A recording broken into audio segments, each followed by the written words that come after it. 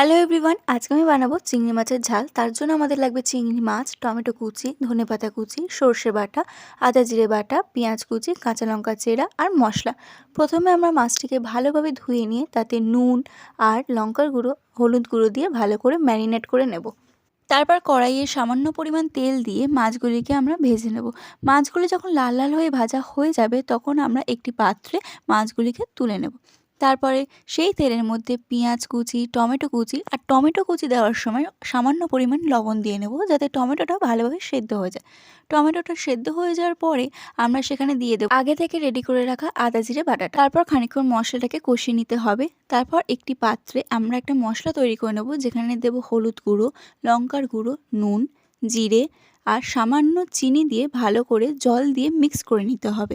Mix করে নেওয়ার পরে এটিকে আমরা কড়াইয়ের মধ্যে দিয়ে দেব। যতক্ষণ না মশলা থেকে তেল ছাড়ছে ততক্ষণ আমরা এটা কষাতে থাকবো। তারপর আমরা 2 মিনিট এটিকে ঢাকনা দিয়ে রেখে দেব। 2 মিনিট হয়ে যাওয়ার পর যখন দেখব মশলা থেকে তেল ছাড়ছে তখন আমরা সামান্য গরম জল দিয়ে এটিকে ঢাকনা দিয়ে রেখে দেব। সামান্য গরম জল দিলে কি হয়, তরকারির স্বাদটা দ্বিগুণ হয়ে যায়। তারপর তরকারিটি ফুটে এলে আগে থেকে ভেজে রাখা চিংড়ি মাছটাকে আমরা তার মধ্যে দিয়ে দেব। তারপরে আগে থেকে বেটে রাখা সর্ষেটাকে আমরা তরকারির মধ্যে দিয়ে ভালোভাবে মিক্স করে নেব।